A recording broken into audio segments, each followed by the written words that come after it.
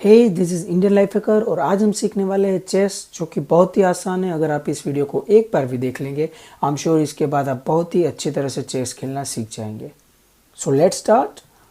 ये है chess board और इसमें टोटल 64 स्क्वायर होते हैं, जिसमें से 32 ब्लैक एंड 32 वाइट होते हैं। ये जो वर्टिकल लाइन्स है इसको हम कहते हैं फाइल्स, और ये जो हॉरिजॉन्टल लाइन्स है उनको हम कहते हैं रैंक्स।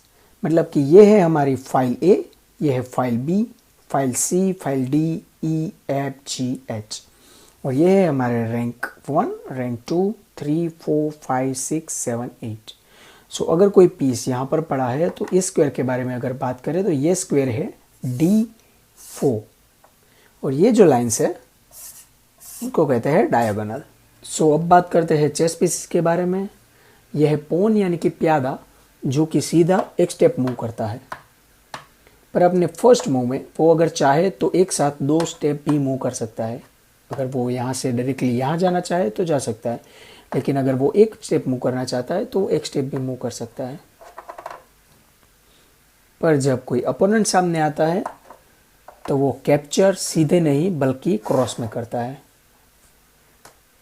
ये पॉन यहाँ से यहाँ कैप्चर नहीं कर पाएगा, वो यहाँ से क्रॉस में यहाँ पर कैप्चर करेगा। और जब ये पॉन चलते हुए सामने की तरफ पहुंच जाता है तो वो प्रमोट होके कुछ भी बन सकता है। मतलब कि वज़ीर भी बन सकता है, घोड़ा भी बन सकता है, हाथी भी बन सकता है, कुछ भी बन सकता है।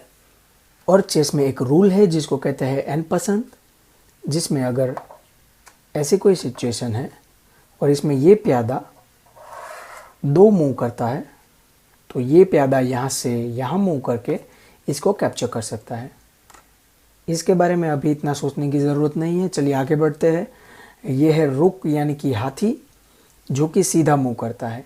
अगर ये यहाँ पर है तो ये सीधे यहाँ से यहाँ या तो फिर यहाँ वर्टिकली या हॉरिजॉन्टली कहीं पे भी मूव कर सकता है। ये है नाइट यानी कि घोड़ा, जो 2.5 चाल चलता है। सो अगर ये यहाँ पर है तो यहाँ से 2.5 चाल, मतलब कि 1, 2 स्टेप सीधे और 1 स्टेप लेफ्ट या तो फिर राइट में। अगर वो यहाँ पर है तो यहाँ से 2 स्टेप सीधे जा सकते हैं, मतलब कि वो 1, 2 यहाँ पे, 1, 2 यहाँ पे, 1, 2 यहाँ पे, 1 और 2 यहाँ पे, इसमें से कहीं पे भी जा सकता है, 1 और 2 यहाँ पे, और उसके बाद लेफ्ट या तो फिर राइट। मतलब कि अपोनेंट का कोई प्यादा यहाँ पर पड़ा है तो ये यहाँ से 1, 2 और ये 2.5 इसको कैप्चर कर लेगा। उसके बाद में है बिशप यानी कि ऊंट, जो कि डायगोनली मूव करता है। सो ये यहाँ से डायगोनली कहीं पे भी जा सकता है। सो ओपोनेंट का प्यादा अगर यहाँ पर पड़ा है तो इसको वो डायगोनली यहाँ से कैप्चर कर लेगा।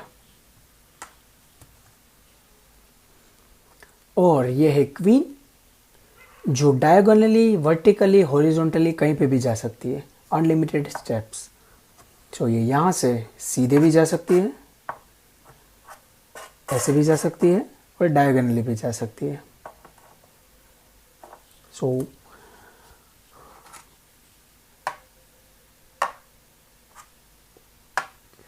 ये क्वीन यहाँ से इसको भी कैप्चर कर सकती है, इसको भी कैप्चर कर सकती है और इसको भी कैप्चर कर सकती है।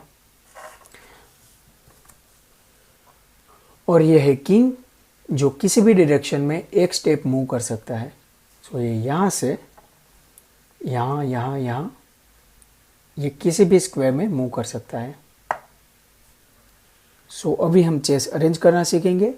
सो पहले 2 कॉर्नर्स पे आएंगे रुक यानी कि हाथी, उसके बाद आएंगे घोड़े,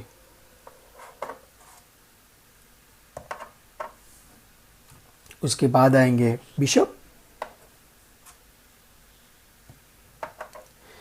और उसके बाद ये जो किंग है, अगर ये ब्लैक किंग है तो वो आएगा वाइट स्क्वायर में,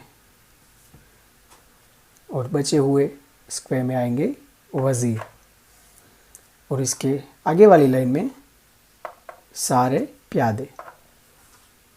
सिमिलरली वाइट के लिए ये वाइट का किंग आएगा ब्लैक स्क्वायर में।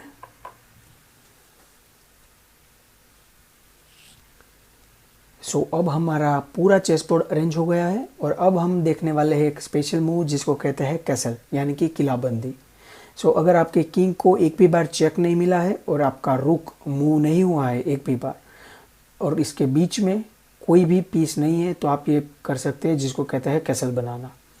सो अगर कुछ ऐसी सिचुएशन है तो यहाँ पर आप अपने किंग को यहाँ से मूव करके यहाँ पर और इसको इसके ऊपर से यहाँ पर ले जा सकते हैं जिसको कहता है कैसल बनाना। ये आप दोनों ही तरफ कर सकते हैं।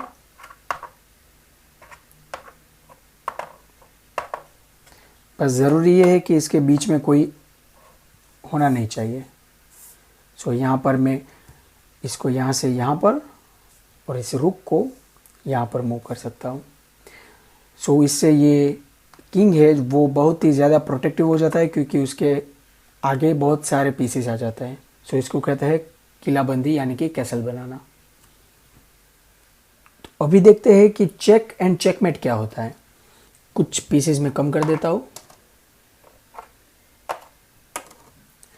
अगर अपोनेंट का कोई भी पीस हमारे किंग के लिए खतरा है तो इसको कहते हैं चेक, मतलब कि ये जो क्वीन है वो हमारे किंग को कैप्चर कर सकती है तो इसको कहते हैं चेक। चेक मिलने के बाद हम इसको मूव कर सकते हैं। यहाँ से हमने यहाँ पर ले लिया तो ये हमारा किंग सेफ हो गया। पर अगर कोई ऐसा स्टेप है कि ये जो क्वीन है वो यहाँ पर है और इसके सपोर्ट में कोई यहाँ पर है तो अभी हम देखें तो ये जो क्वीन है वो हमारे किंग को कैप्चर कर सकती है और हमारा किंग है वो यहाँ से मूव नहीं कर सकता क्योंकि यहाँ पर भी वो कैप्चर हो जाएगा, यहाँ पर भी वो कैप्चर हो जाएगा और यहाँ पर भी कैप्चर हो जाएगा। तो इसको कहते हैं check and mate. Game checkmate हो जाती है, उसका मतलब कि जो वाइट है वो जीत गया है और ब्लैक टीम हार गई है। सो अभी हम एक छोटी सी गेम खेलते हैं जिससे आपको ज़्यादा आइडिया आएगा कि चेस कैसे खेलते हैं। सो चेस की शुरुआत हमेशा वाइट टीम करती है। सो वाइट का कोई भी प्यादा आगे आ सकता है या फिर ये जो घोड़ा है वो आगे आ सकता है क्योंकि हाथी और ऊंट बाकी सब किसी को भी जम करके आगे नहीं जा सकते, पर ये जो घोड़ा है वो किसी को भी जम करके आगे जा सकता है। तो ये यहाँ से 1, 2 और टाई यहाँ पर मूव कर सकता है। तो इसके बाद ब्लैक का टर्न आएगा। सो हम ये पीस मूव करते हैं, इसको हम 1 स्टेप या तो फिर 2 स्टेप मूव कर सकते हैं। इसके बाद फिर वाइट का टर्न। सो ये इसको भी हम 2 स्टेप्स मूव करते हैं। अभी ये इसको सीधे कैप्चर नहीं कर पाएगा क्योंकि जो प्यादा है वो क्रॉस में कैप्चर करता है। सो इसके बाद ब्लैक का टर्न है। सो हम इस वजीर को यहाँ से यहाँ पर मूव करते हैं डायगोनली। इसके बाद वाइट का टर्न। सो हम इसको 1 स्टेप मूव करते हैं आगे। इसके बाद फिर ब्लैक का टर्न। सो हम इसको यहाँ से यहाँ पर मूव करते हैं। अभी वाइट का टर्न है। वाइट अभी ये इसको वापस नहीं ले जा सकता क्योंकि प्यादे हमेशा फॉरवर्ड ही मूव करते होते हैं, वो वापस नहीं जा सकते। पर ये जो घोड़ा है वो वापस जा सकता है, वो यहाँ से वापस यहाँ पर जा सकता है। इसके बाद फिर ब्लैक का टर्न है। सो हम इसको यहाँ से यहाँ पर मूव करते हैं, इसको कैप्चर कर लेते हैं। अभी हमने इस किंग को चेक दे दिया और ये चेक एंड मेट हो गया है क्योंकि अभी ये किंग कहीं पे भी मूव नहीं कर सकता। यहाँ पे जाएगा फिर भी वो कैप्चर हो जाएगा। सो अभी इस चेक पोजीशन से निकलने के लिए अगर कोई भी वाइट का पीस अगर वजीर को कैप्चर कर लेता है तो वो किंग को बचा सकता है, लेकिन अभी कोई भी ऐसा पीस है नहीं जो कि हमारे वजीर को कैप्चर कर सके क्योंकि जो ये ऊंट है वो डायगोनली मूव करता है और ये 2.5 स्टेप लेता है, वो भी कैप्चर नहीं कर पाएगा। ये जो किंग है वो किंग इसको कैप्चर कर सकता है, लेकिन उसके बाद हमने सपोर्ट में यहाँ पर ऊंट रखा है जो कि वापस किंग को कैप्चर कर लेगा। अगर किंग ही कैप्चर हो गया तो गेम खत्म। सो ये हो गया चेक एंड मेट।